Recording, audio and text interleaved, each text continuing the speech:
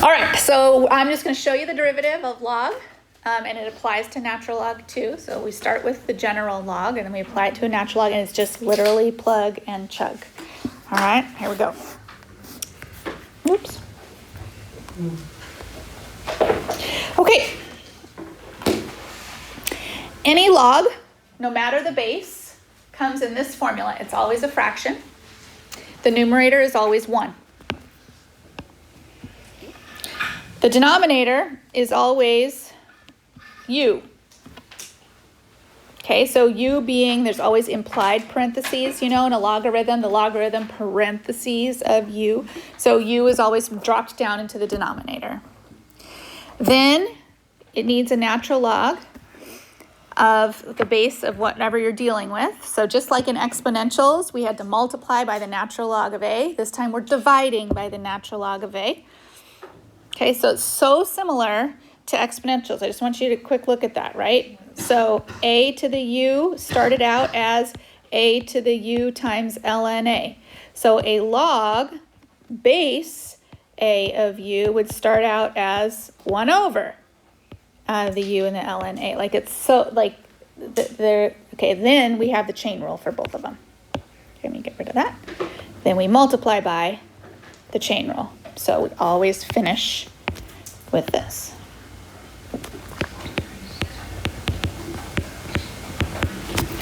Okay? So if you have the log base 10 of something, then the derivative is going to have the natural log of 10 in there. If it's the log base e of something, then we'll take a look at that. So what if you have the natural log? All right, so you start with, what's the numerator always going to be? 1. Okay, then the denominator starts with u, whatever is being in the part of the logarithm, followed by the natural log of the base you're dealing with, and this base is e, and then finished with du dx. So in that case, the natural log of e would be 1. Like that. All right, that's all it is. Over and over and over and over and over again. So whenever you have a natural log, then any kind of log. Yeah, but natural log. Right, then it just simplifies. To 1 over u times the chain rule. All right, so here we go. I'm just going to practice it. All right, so this is your logarithm. The logarithm is done in the base of 4. And then the parentheticals, what's the log of, is 2x minus 1. So my derivative would be y prime equals, it's always a fraction, always a 1. Okay, what's going to come first? 2x minus 1. Okay, then what would come next?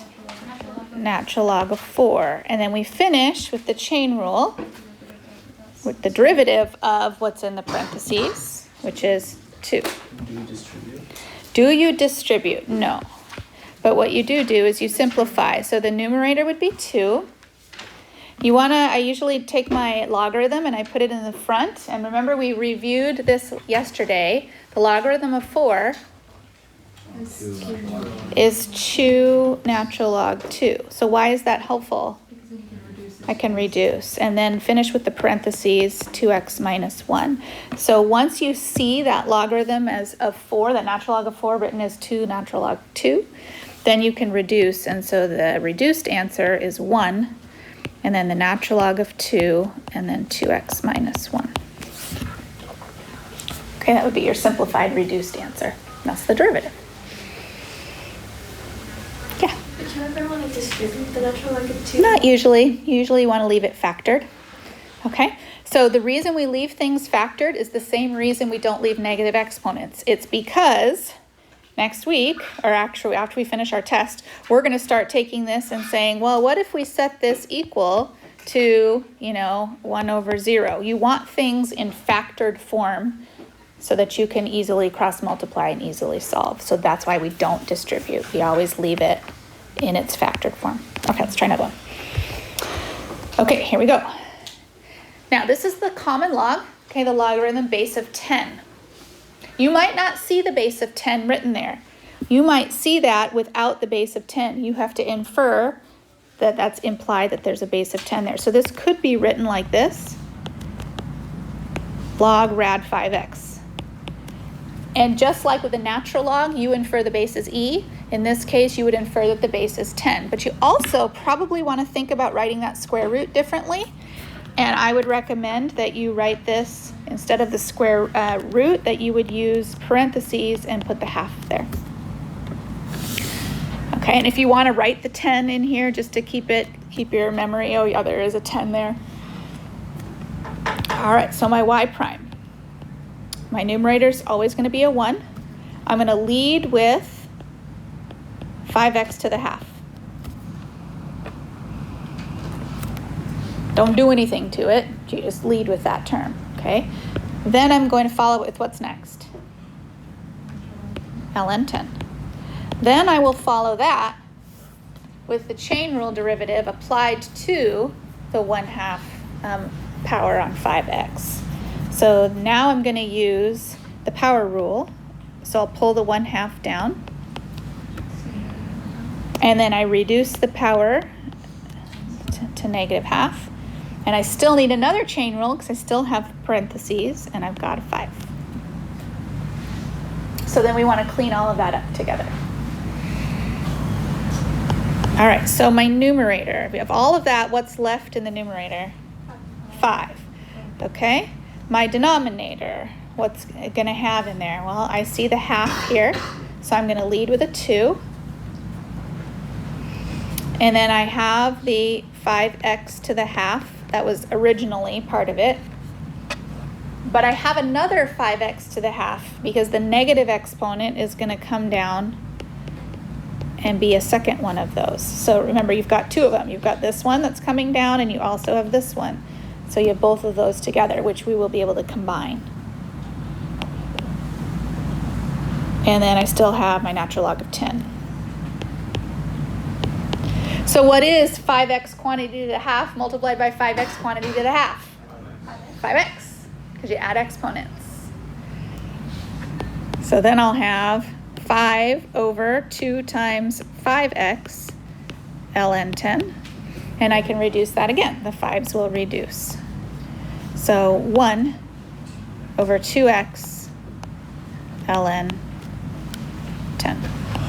Oops. So again, one line of calculus followed by 4 steps or 3 steps of algebra and reducing. Okay? The calculus is always very small, and then the rest is your job of simplifying. Okay, all right, so what would the derivative of this look like? So now we have our first natural log. And so our f prime, and we already have the implied parentheses, so we're fine. Okay, all right, SK, why don't you give that a try, get us started. Launch us here. 1. What am I going to lead with?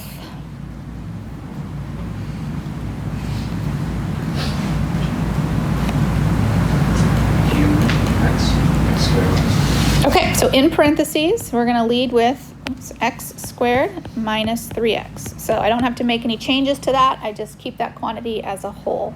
All right, what do I follow that with?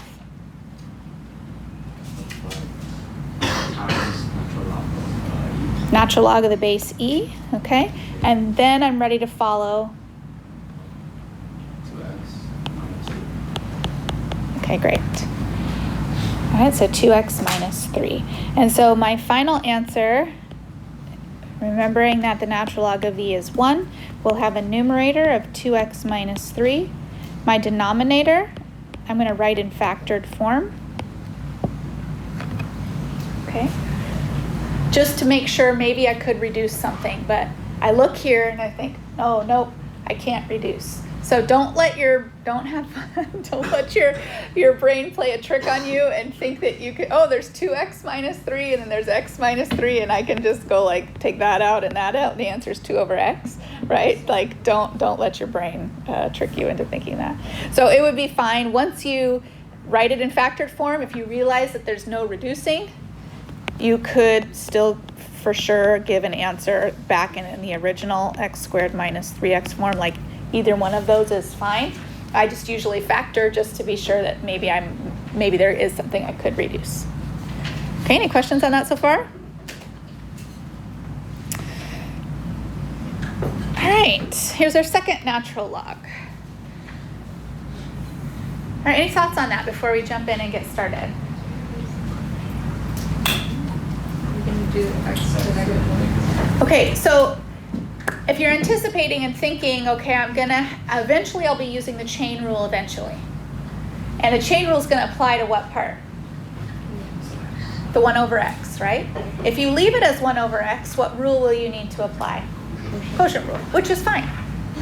If you'd rather not do the quotient rule, then you're going to have to change your 1 over x to something else algebraically, which would also be fine. Both will lead to equivalent answers. So you can change this to x to the negative first. Up to you how you want to do that. If you're not afraid of the quotient rule, then use the quotient rule. If you'd rather not use the quotient rule, then change it to a negative exponent. All right, so my y prime will lead with the numerator of 1. It will have x to the negative 1 as the first thing in my denominator, followed by the natural log of e. And we'll finish with the chain rule. So I'll have negative 1 times x to the negative 2, and then dx over dx is going to be 1 again. So I have a couple 1s here that I'll need to simplify. But I've got negative exponents all over the place. So the negative exponents are going to move to the opposite place of the fraction. So the negative exponent in the denominator is going to move to the numerator. The negative exponent in the numerator is going to move to the denominator. So after all that shuffling, what's left in the numerator? X. And then the denominator? Negative x squared. Okay, don't need to move the negative. Okay, there's really no need. This negative here should belong to the numerator. There's no need to pull that down to the denominator. Move your x squared to the denominator, but you keep the negative in the numerator. There's no need to move that. All right, so then that is reducible to negative 1 over x.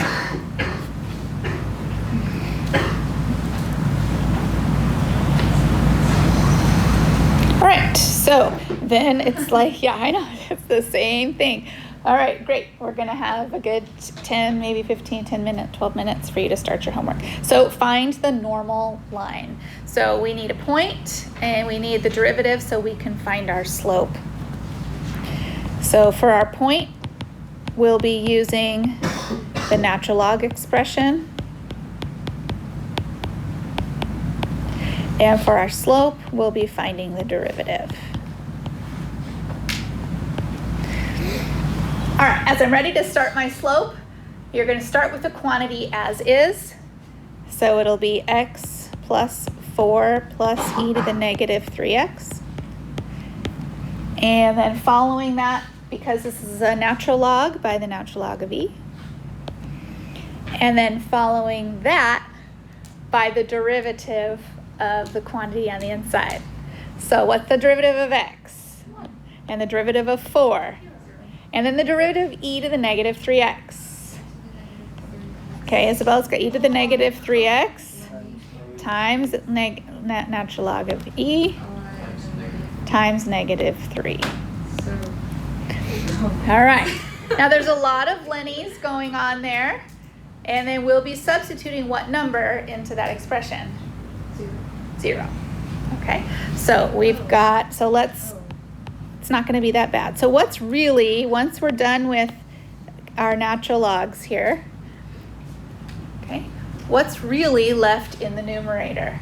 1 minus Negative. All right. So can I move this to the denominator? Yeah.